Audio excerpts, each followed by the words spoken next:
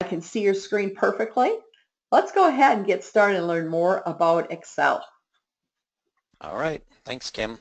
I just have a really short couple of slides here just to talk about what we're going to do, but obviously we're going to spend 95% of our time with the software. And so when we get started and we think we want to create a report or something in Excel, typically we're doing dashboards because Excel's really good at that and it's very easy to do.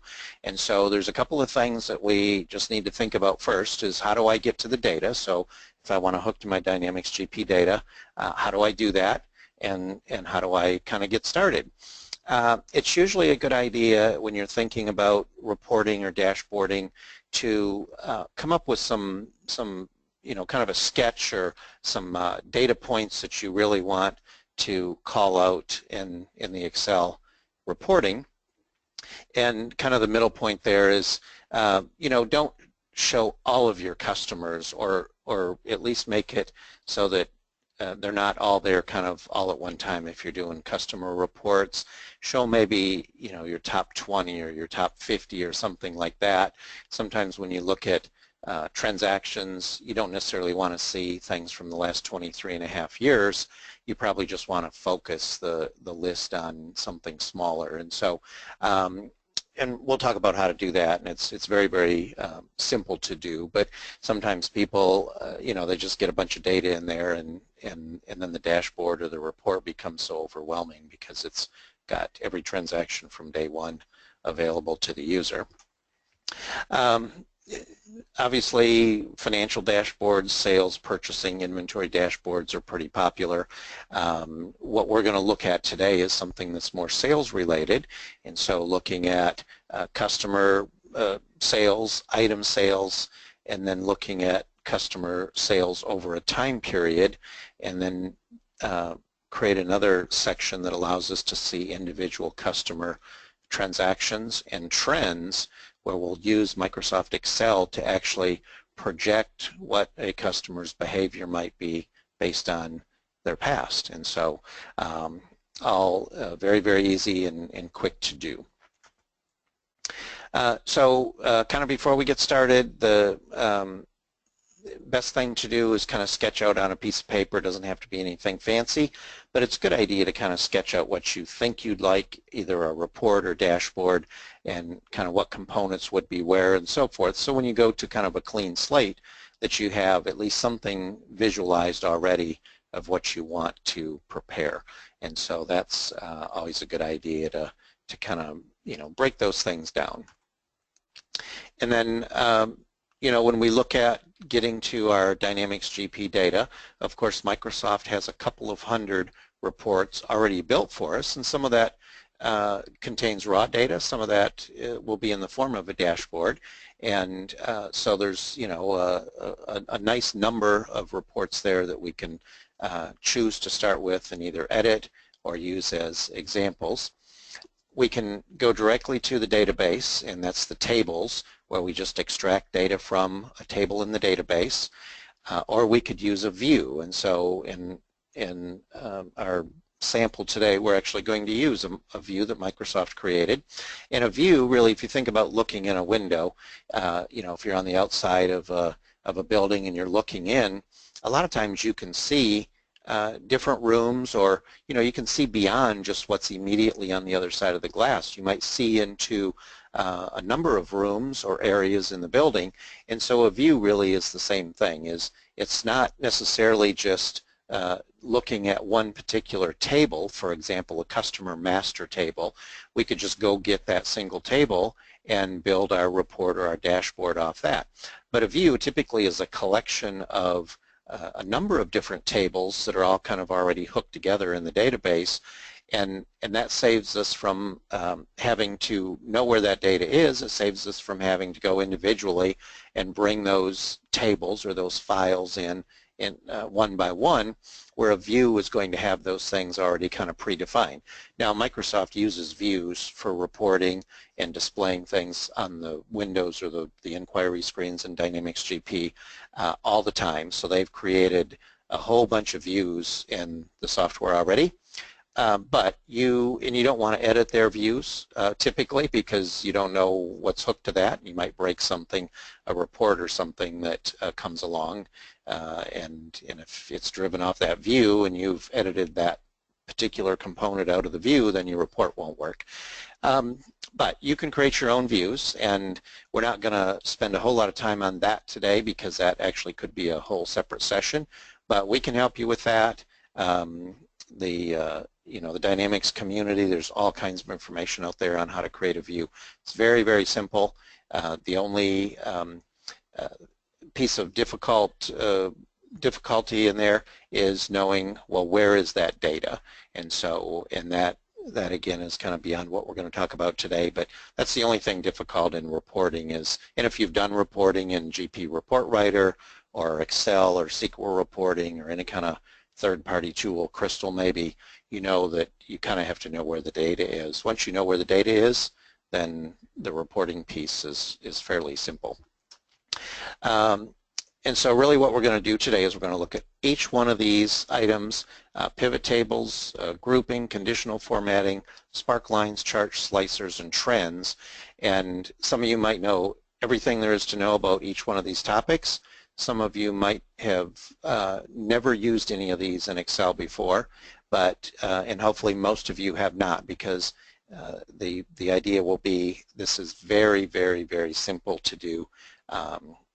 And hopefully by the next 45 minutes here you'll come to agree with that. And so there's really only 3 steps that we're going to go through, and there is a 4th step that's optional there, but is making a connection to our GP data. From there we create a pivot table or report, so we'll do that, and then from that data we'll create a chart. And so we have raw data and then a picture of the raw data in the form of a chart or key performance metric that makes it look attractive. And then, we can always go kind of dress up what the dashboard of the report looks like, purely optional, but we'll go through some very simple optional steps to kind of make it look a little nicer than maybe what we would normally expect. And so I'm not really going to do much in GP today. I do have GP 2016 R2 up on the screen here.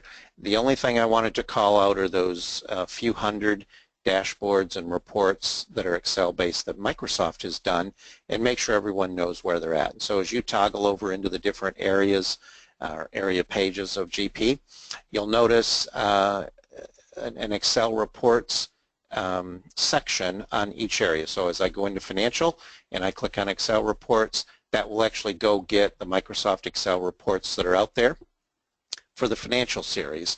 And so you'll see a number of the traditional GP reports have been converted to Excel, but you'll find a dashboard in each major section, like financial, sales, purchasing, inventory, payroll, and HR. Microsoft has built a dashboard, and so if we just highlight that and click on View, it will actually go retrieve the Excel dashboard. And here's my financial dashboard. And so, and this is all out-of-the-box stuff. Of course, like everything else in GP that Microsoft did, we can edit this if we want to change it up. We could use it, so just hook it to our data and use it, or we could use it as an example and kind of build our own from this. And so here, we've got the typical slider bar, so as we slide this over the different periods, we notice that the graphs change very, very quickly because we're calling in more or less data. And so on this particular one, they've got a number of tabs where they're actually just bringing, again, kind of a combination of raw data, so information directly out of my chart of accounts here to create profit or net income, my revenue accounts, my cost accounts, and so forth, each with a nice slider there. So they're using a good combination of the data and then an image or a graph of sense. So so that's the financial. I won't open them all, but if we go into purchasing, for example, and go to the Excel reports, we'll notice here that there will be a purchasing dashboard somewhere in the list. And one thing when you're looking inside of Dynamics GP, you'll notice over here that I'm actually looking at the reports. You will also see the data connections here. Those won't run. So if you try to click on that, that actually is not the report. That is the connection to the data. So if you remember on the slides, the first thing we have to do is actually connect up to our data. And so I just have sorted mine here on the option column, so all of my reports sort together. And so don't be tempted to actually try to open the data connection. I mean, you could, but that won't give you your report. And so here's my purchasing dashboard. Again, just kind of as an example here, they've made several of these, drill back or drill down, so we can click on late shipments, and that takes me back into another tab that has some of that raw data. And so don't be afraid to use theirs, to edit theirs, or to ignore theirs. And so when we're done with creating our own, I'm going to reopen GP and show you how to put your own dashboard or report directly inside of the system here, so it shows up on this list if you want to run that from GP. Of course, if it's Excel, there's no requirement to make it available or to run it with inside of the software, but a lot of times we do that. And so I'm going to go ahead and open up Excel, just a fresh copy here. And I'm using Excel 2016, but that is not required. This works really with any version of Excel. I know it works fine for Excel 2010, the old, Excel 2000. If you get back into the earlier versions of Excel, you might run into some issues with some menu choices not being there, but anything that is really in the last 10 years should work well for us. And so from here, what we need to do, the very first step, remember, is to connect to our data. And so that will be under the Data tab, and so which will hopefully seem logical here. And what I usually do is go to From Other Sources. Now, you might have an existing connection out there. That's kind of taking a shortcut and certainly would work maybe for most of you. But I'm going to take it as if we've never ever done this before, and so I'm going to say From Other Sources, and then we have a number of options here. If you're real savvy with SQL Server and you kind of know your way around, you could connect directly to the server. OData is relatively new, so that might not be in your version of Excel. That's just a different way that Microsoft built. It's a different way to actually create a data feed, and so not required, but if you have a newer version of Excel, you'll see that in there. Of course, an XML data import could work if you're connecting up to an XML file.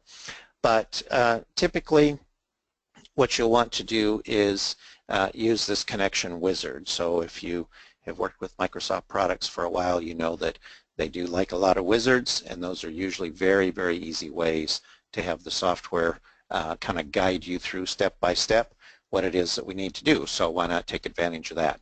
And so the wizard opens, and then I've got a few duplicates here where I could connect directly to SQL Server. And again, if I wanted to do that, I would get the exact same result. But I'm going to today use the ODBC connection. And if you've been working with Dynamics GP for a while, you probably realize that when you log into GP, there's actually an ODBC connection that hooks your GP client, wherever that might be, to the SQL Server.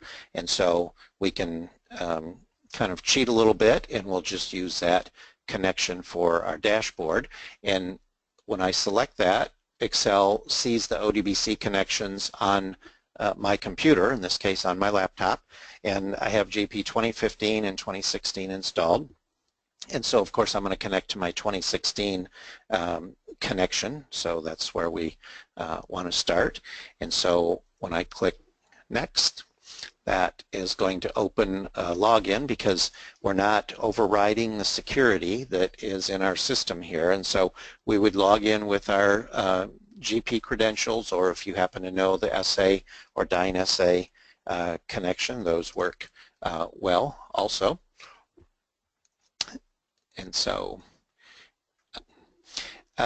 yeah, you will have to have a login because the data is not available, just like it is in GP. If we have security, not everybody can see every piece of data. And so from here, this will show me my databases that are available, my GP databases. And so you'll see I've got a number of companies installed. And of course my Dynamics database, I've got 2 of those.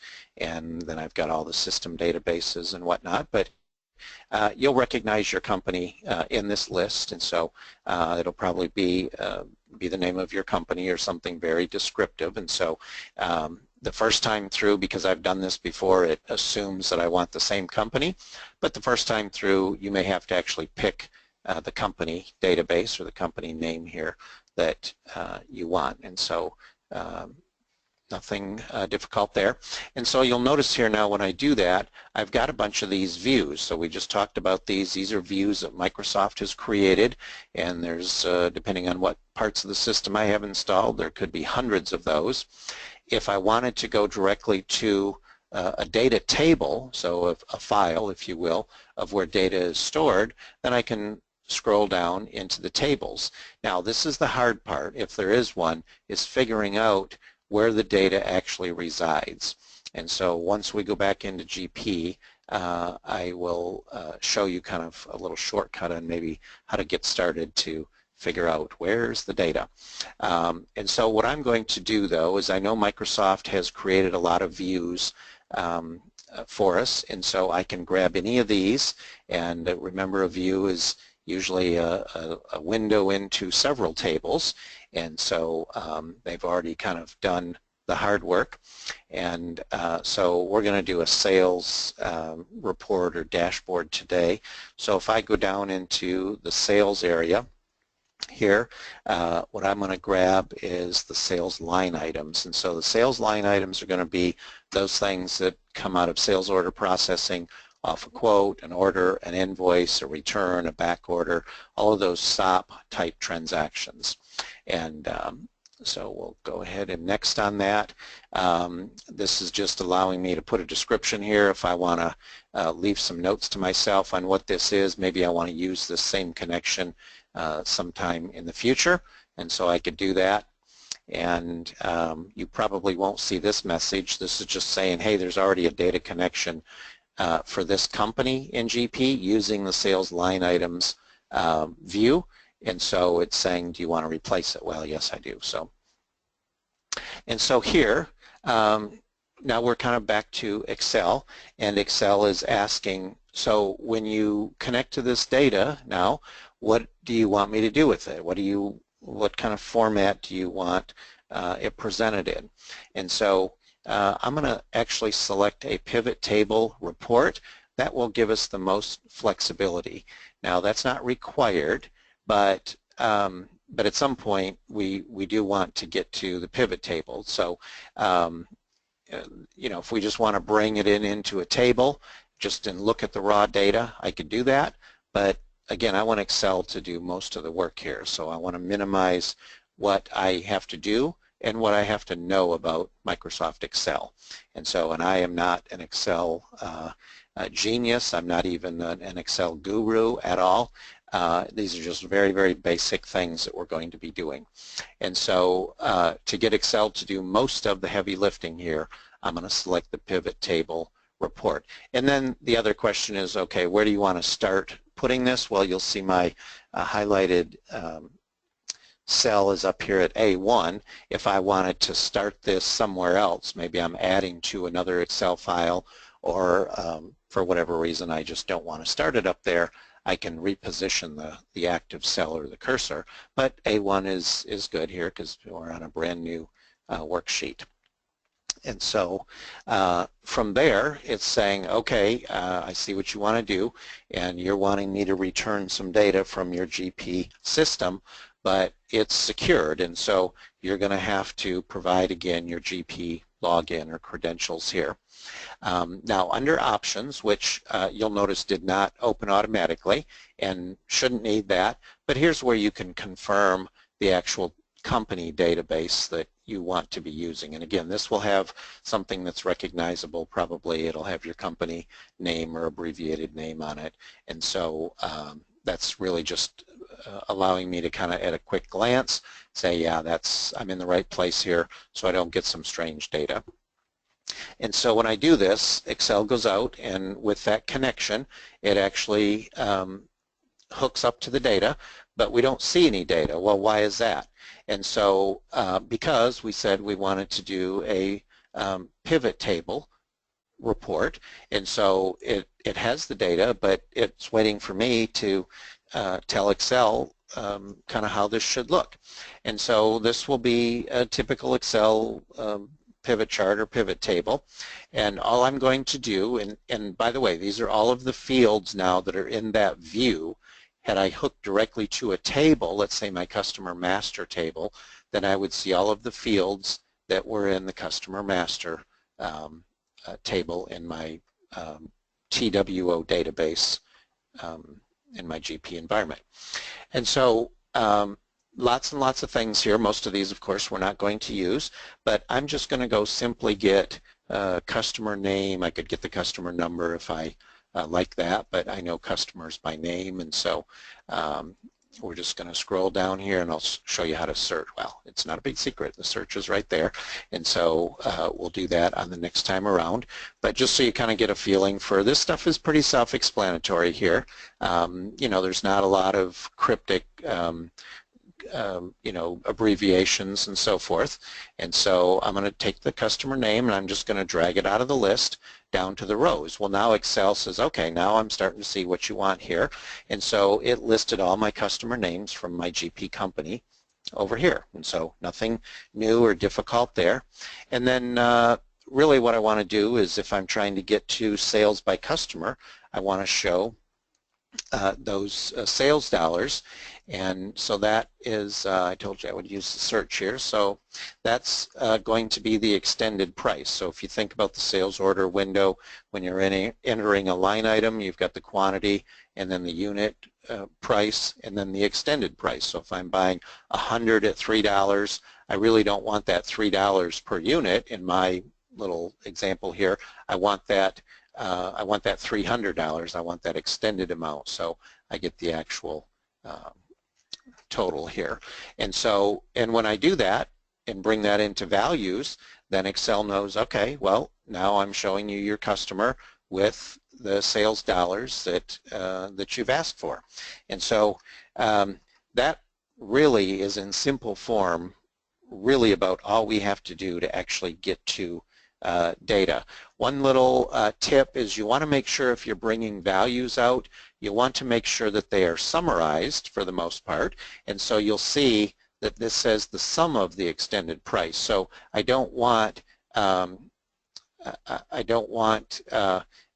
count how many items I sold. I want the actual sum of the dollars that have been sold. And so when I bring out these extended prices for each customer, I want that added up, because otherwise I'd get a row here for every sales transaction for Aaron Fitz Electrical that makes up this $86,035. Now, there might be times you want that, but in my case I want that summed.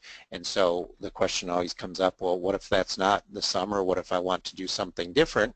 And so all we do is click on that and go into the value field settings, and that shows all the different choices. So if I wanted just a count of transactions, you'll see that Aaron Fitz, I've actually sold 110 different items to in the course of the data that I have in my system. And so that's good. That's not what we want, but you know, the software will do whatever we tell it. And so I'm going to turn it back to sum so I can see dollars here. And so this is, now we're getting somewhere. But here, remember when we started off, I said sometimes you don't necessarily want to show every single transaction. I've got some here that are very, very small that are not, you know, I probably don't even care about. And so really what I'm going to do is I'm going to limit this to just maybe my top 10. So when I right-click in the chart now and I go into filter, you'll see there's a top 10.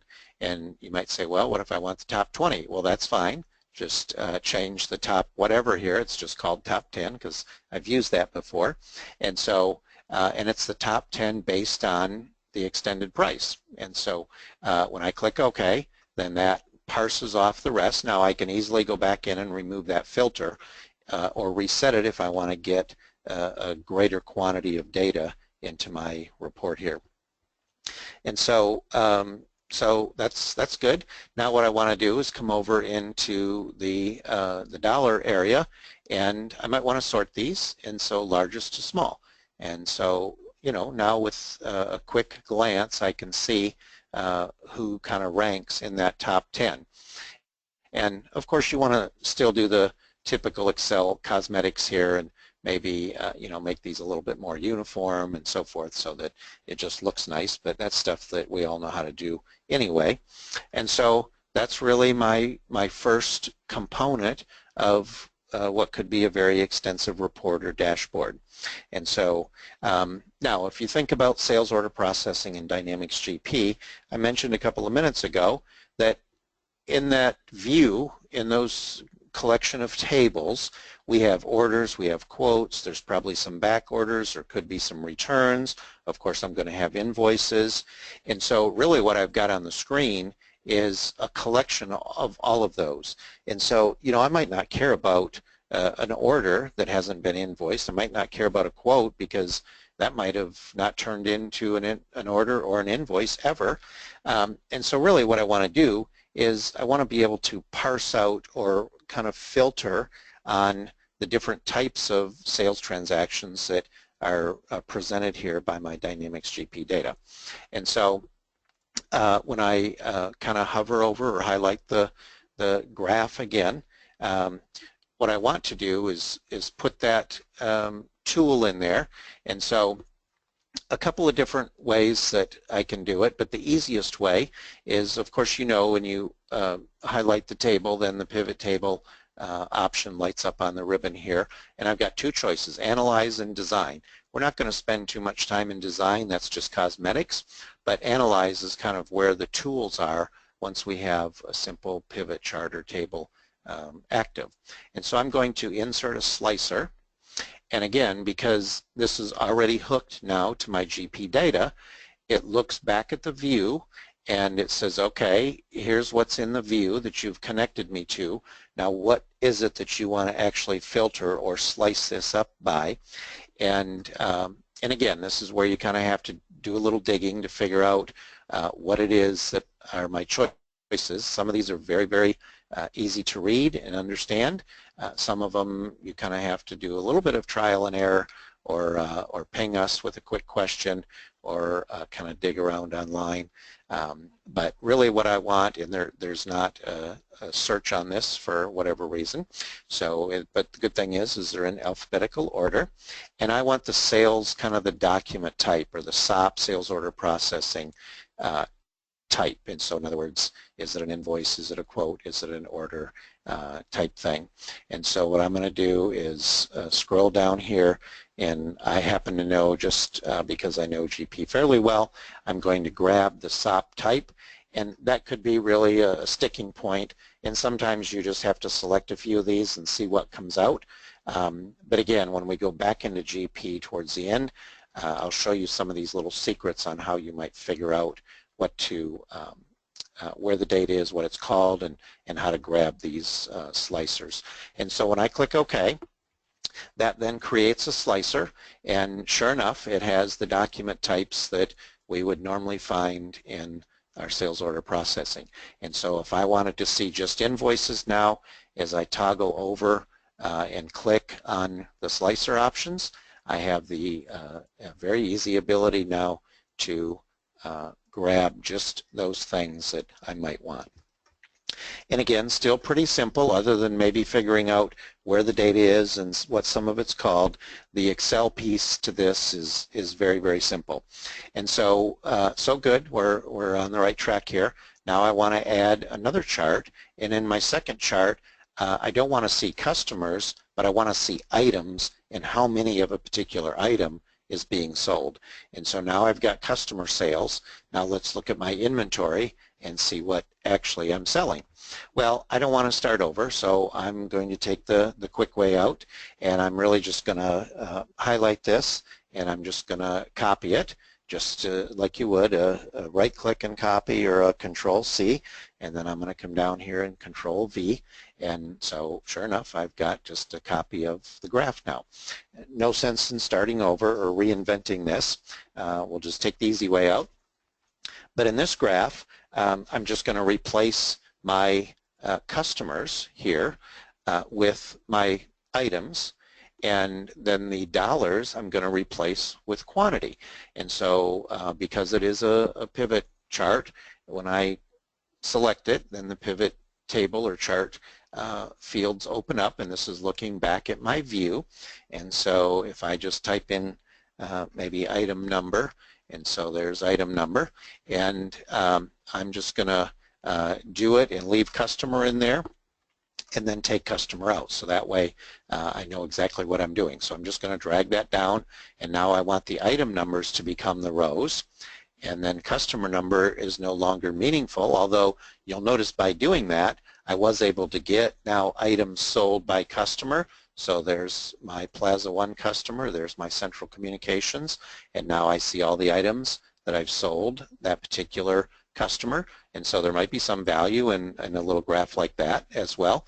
But for our example, I'm just going to drag customer number back up into the view and let it go. And so, and that just says, hey, I don't want this on the chart anymore, just put it back in the list. And so now I'm down to just actual item numbers. But I don't care about dollars. I really want to know the quantity of the items that I've sold. And so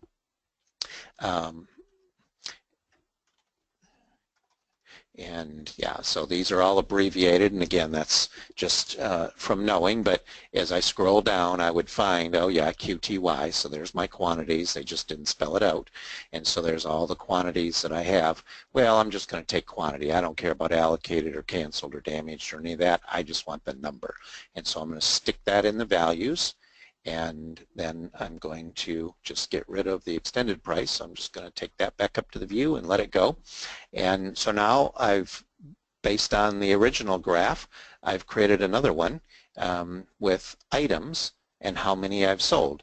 But you'll notice that now it's everything, and so I might want to do something similar here again to limit this to just maybe my top X amount based on that quantity. And so very, very simple to do. And so now I've got a nice little presentation here of where we're headed. And so as I toggle over to returns, you'll notice because I copied the customer chart and made that the basis for my item chart, now the slicer controls both. And so when I look at invoiced quantities or dollars, I see that, and you'll notice that a little feature of Excel is it does reset the column length as you toggle through the slicer. So there might be a way to fix that. I just haven't figured out what it is. So if I wanted to see back orders, back-ordered dollars and quantities, I can easily do that, returns and so forth. And so that's a nice thing to happen, is have then the slicer control both of those. And so so nothing, again, very difficult so far, but and some people would be fine with just stopping there. But I like that timeline, that slider bar that's on the Microsoft dashboards, and so I'd like to add that to my dashboard here so I can control this based on a month or quarter or even a year. And so I'm going to insert one of those timelines. And so if I go back up and we'll just highlight the graph here, the customer chart, and we need to find the timeline. And so under, you'll notice that it pivot table and tools are available there. And so I'm going to bring in the insert, and then instead of a slicer, I'm going to grab the timeline and says, okay, well, what do you want the timeline to be? And so, you know, I think a logical thing is probably the document date. And so, but any date that's in that view, it's not going to bring out things that it can't do time looking at. You know, it's got to be a date or some kind of a time component in the view. And so here, you know, it only brings out things that are kind of date related. It's not going to bring out the customer name or something that has nothing to do with the timeline. But I think the document date, in other words, my invoice date, my order date, and so forth would be good. And so we'll bring that out. And now I've got my timeline here. And once the timeline is out, if you don't like the default presentation, which typically is going to be months, you could set it for years and just see the time in years. You could do quarters within a year, or you could go down to months. You could even go down to days. That's going to be a little bit granular, but I like quarters. And so if I wanted to see sales by customer and sales by item for maybe the second quarter of 2017 with a quick click of the Q2 under 2017, I can toggle through this very, very easy. And so that would take a lot of different reports to be printed or screens to view inside of GP. This, I think most people would agree, is a much faster way of getting to the data. And so because I am using kind of sample data, I'm going to just fill my timeline in there, so I've got pretty much everything available just so I make sure I get lots and lots of data for the rest of what we're going to do here. And so, so good. I think nothing really difficult. Hopefully nobody's out on the ledge here just yet. But if you notice that when I toggled through this, if you notice my sales by customer is changing, but my product graph, the second one, is not. And so why is that? Well, when I added the timeline, I had the customer chart highlighted, but that was it. And so what I want the timeline to do is control both. And so all I have to do is click on it, and if I go into report connections, and it's just for the timeline, and so you'll see now it has pivot table 1, which is customers, but pivot table 2 is not part of the timeline. So with a simple check the box and a click of OK, now as I toggle through the timeline, you'll notice that both graphs are now being updated by the timeline. And so that's equally true if you want to remove something where you don't want the slicer or the timeline to actually control multiple graphs or charts. You do the exact same thing and very easily and quickly take that off. Okay, so again, we'll go back and kind of set it on just about everything we've got in the system here. And so, so those are fairly simple things. We didn't have to really know anything about Excel other than where to go to get these things, and we have to remember that this is the timeline and this is called a slicer. But other than that, not really much Excel knowledge needed at this point.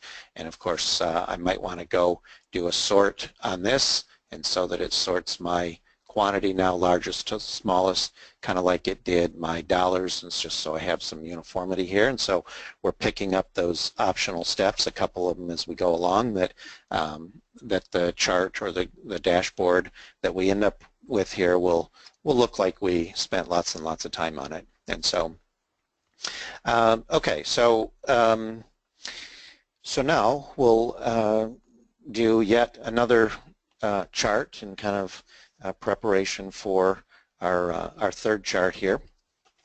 And we're going to look at something similar, but now let's look at customer data, but by period. And so you say, well, you've got your timeline. Yes, that's true. I've got the timeline, but I want to get a little more granular, a little more detailed in my customer data. And so I want to be able to have a chart or a graph that actually allows me to drill into it, maybe individually, customer by customer, for the period. And so I'm just kind of seeing summarized numbers here. I want to be able to kind of drill down and see, okay, when did that sale take place, or what did I actually sell to a particular customer at a particular time. And so I'm going to kind of cheat a little bit, and I'm just going to copy, same idea here, my first graph, And we'll just stick that down here. And of course I could be placing these on different tabs. I could be placing these you know, and so I'm not scrolling down that everything is kind of up more in the top kind of window pane here, but just so I can keep track of them. I can always rearrange this at any time, and so I'm just kind of building out the raw format here. And so, so here, yep, same thing. I've got my customers, and because I want to look at this data, but I want to look at it over time, really what I want to do is I just want to put the document date into the columns, and so I have the ability to see these transactions along with the date, with the time frame. And so easy enough, I'm going to go find the document date, and so we've already used that on our timeline there. And so if I scroll down or search and I find the document date right there, and I really just want to make a column for this, and so I'm just going to drag that down into the columns.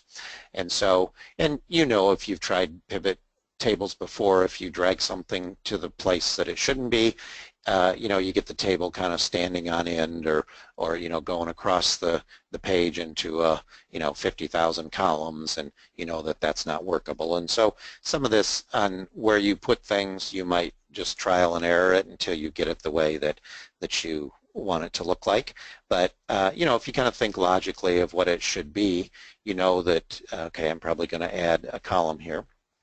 And so, so this gives me, I guess, what I want. So I've still got the grand total there, and then I have all of the different columns of data. And so if I drilled into 2017, I can now see the quarter break, and then as I expand that, I can see, let me close this up so you can see a little bit more on the screen here. And so I can see the 4 quarters that make up 2017, and if I drill into the first quarter, then I can see the 3 months that are in the first quarter. And so that's a pretty handy thing, and actually is very usable the way that it is here, the way that it is laid out. And so, so that could be good. I might want to put some trends in here just so I kind of get the software, Excel in this case, to actually just do a little bit of trending for me, and so I can see kind of maybe where I'm headed. And so let's see, if I just color in, I don't need to go down to the month, but if I just kind of highlight the dollars, so the pieces of data that I want to have set up as a trend here, and then I'll come over. Oops. Somebody keeps calling my cell phone there. And so once I kind of highlight what I might want looked at by Excel, then really what I want to do is just over here kind of off to the side of the graph, I'm going to insert one of those lines, and Excel refers to that as a spark line. And so we see when I click on insert here, then I have the spark lines area. We've already kind of looked at some of these, but when I go into the line area, then it's asking for the data range, and so, and I should have stayed colored in here, and so, and then it says, okay, where do you want to put that? And there we go. And so, so then Excel kind of looks at the data as it appears with the actual dollars and cents, and it just kind of shows me what's going on with a particular customer. So, you know, are these guys kind of increasing, or are they falling off? And so it just gives me, again, kind of that dashboard feel that I have the ability to look and see kind of where things are headed. And so from here, once I have the spark line in there, I can change the color. So, you know, if I want something maybe in green, and then maybe that's kind of hard to read, and so I want to make it a little heavier, and so you know, just your normal Excel kind of presentation there.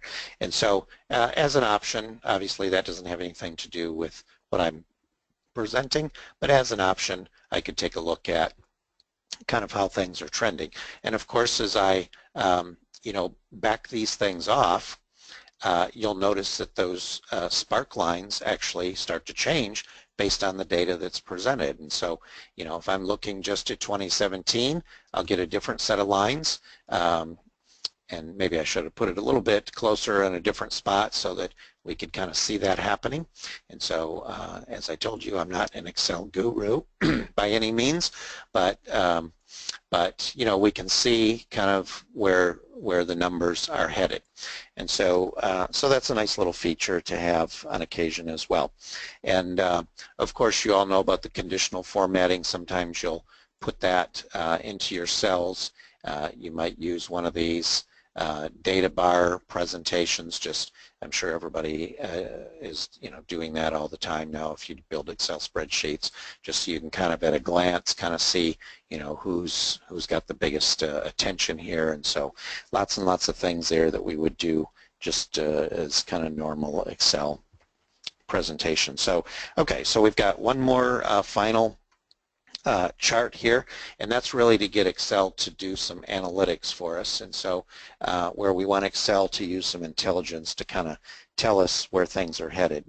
And so if I select my third chart here, and what I'm going to do is actually insert another chart based on the data in this chart.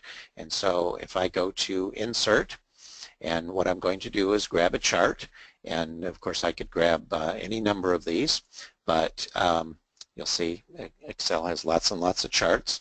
I'm going to just use a column chart, and well, actually that clustered column is probably as good as any. And so and then Excel, based on the data in my third chart, it actually creates my clustered column, or what we might just say is a column chart here. And so, okay, well, what's that do for us other than change the data into pictures? And so, in the way we have it, that's about all it does. And that's good, but you know, it's kind of hard to read and a little bit messy. And so that's fine. But really what I want to do is I'm going to flip this. So I'm going to change the X and the Y axis. And so to do that, we just right-click on the data here, or the chart, and we'll go in to actually switch the rows and the columns. And actually what I want to do is do that on this chart, because my column chart is driven off this one. And so we'll come in, and we'll just come into the chart where we're selecting the data here, and let's see, why am I not? I should have a select data here where I can actually, let me see here, let me close this up a little bit just to make sure I probably don't need the customers in there. And so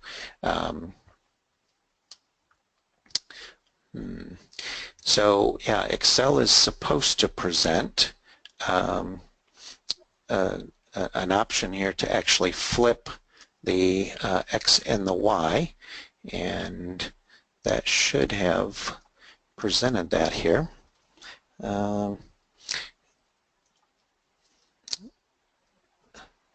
Okay, well, I must have done something wrong when I created this chart, or it's just not, based on what I have built here, is just not going to allow me to do that.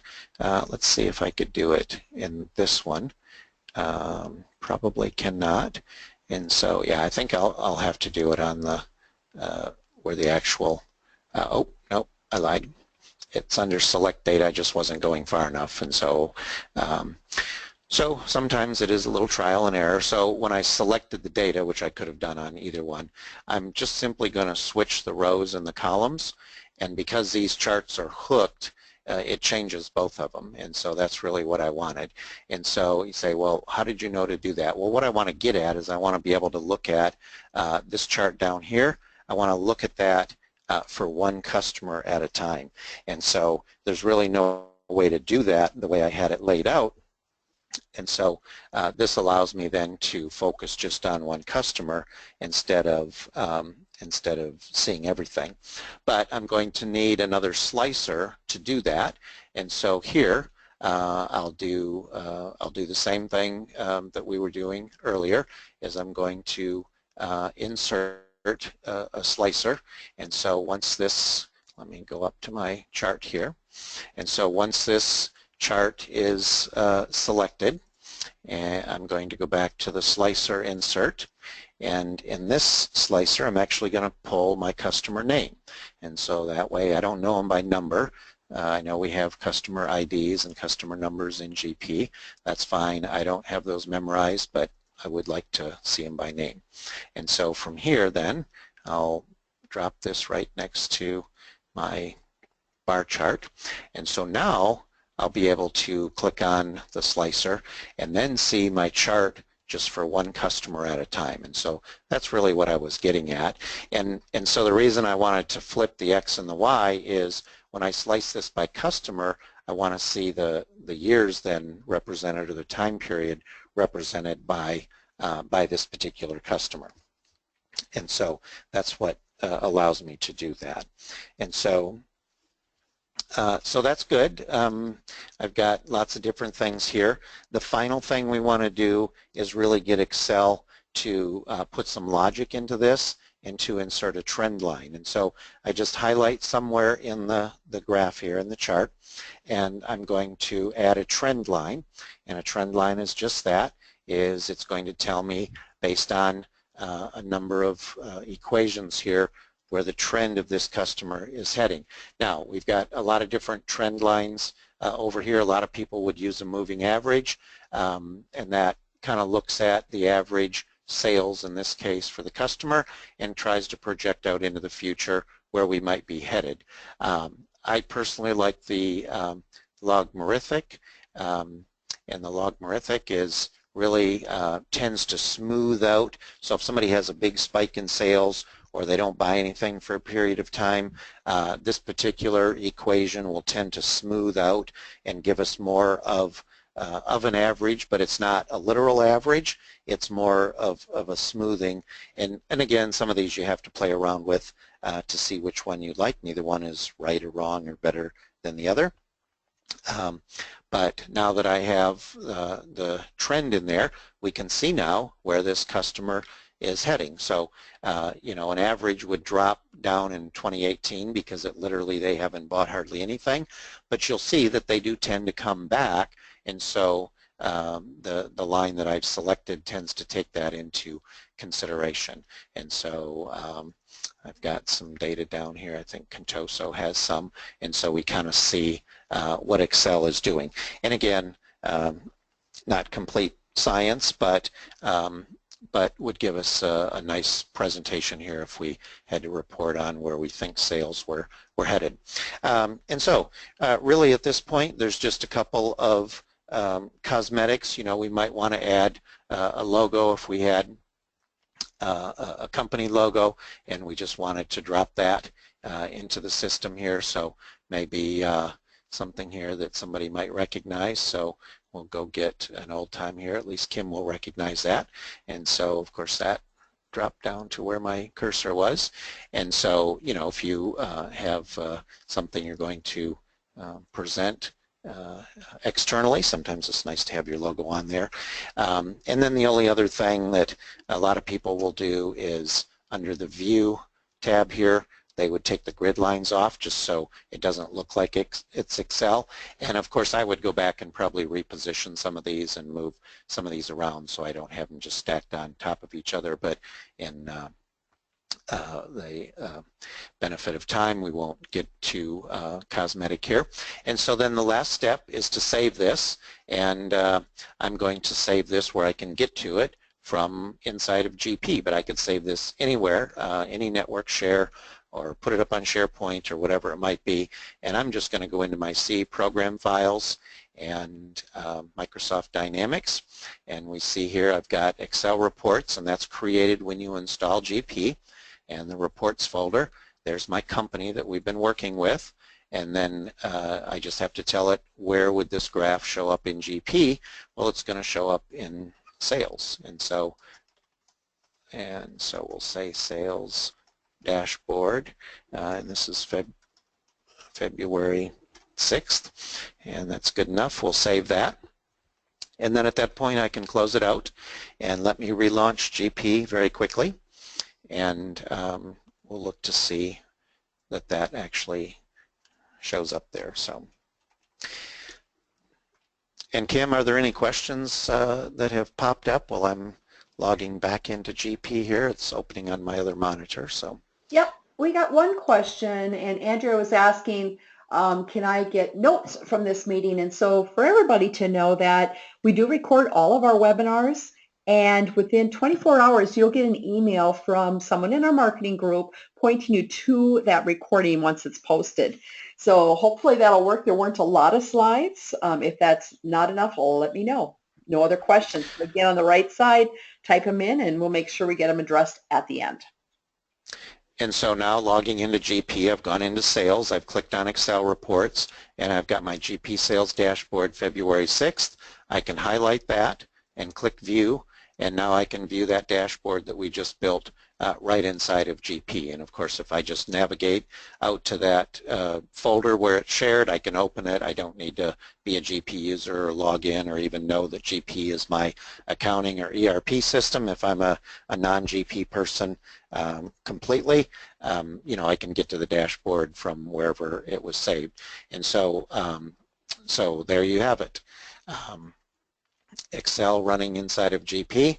Take a look at the couple hundred that Microsoft has built throughout the different modules here. You might see something that you like, but you'd like to maybe make a few changes to, and you'd like to edit. And so that's very easy to do as well. We know how now to build one from scratch. To make edits, obviously we just go back in and open that in Excel and change whatever we like.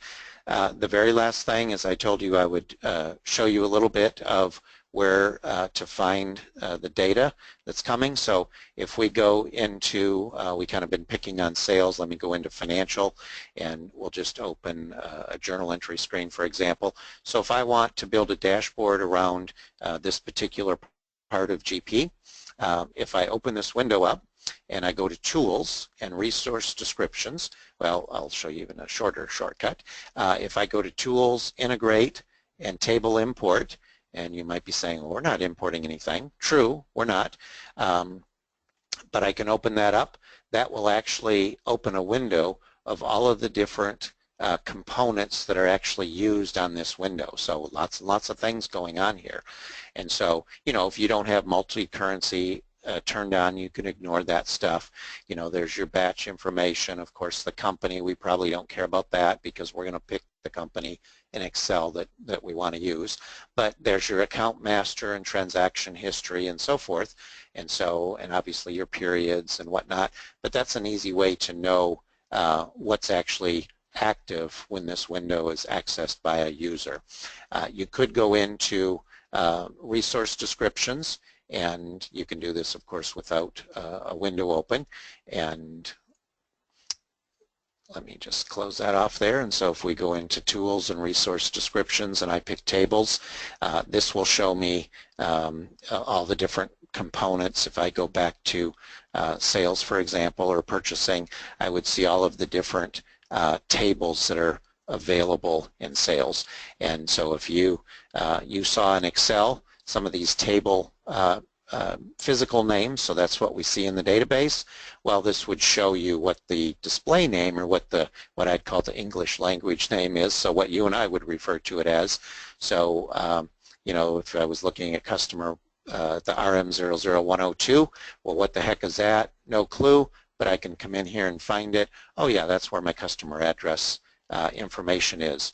Okay, well, I wonder what's in that. Well, if I double click on that, it shows me all of the fields, all of the data points that are in that table, and again, what they would be called. And so this is what I would see in Excel, is this physical name. I can come in and say, oh yeah, so that makes a little bit more. So ship method is abbreviation for shipping method. And so a little bit of trial and error, and again, GPUG and the Summit kind of Dynamics communities, those are all really, really good websites to go to get information, and of course we can help you with that as well. But I know we're at the top of the hour. Kim, any other closing questions that are out there? All right. I don't see anything in the queue. So again, any questions, anybody, please type those in. Brian, another thing too, we've got E1 doing a presentation here on their Excel reporting tool as well, Mhm. which is another thing that people get really, really excited about with some of their connecting tools too. Absolutely. Be a Yeah, good one to watch. it is. And I guess what I love about this product is it doesn't consume GP users, and so it's Mhm. a great way for the accounting department to have refreshable reports right out there for everybody within the company to get that information. So really, really important. Absolutely. Any last words of advice before we let folks go?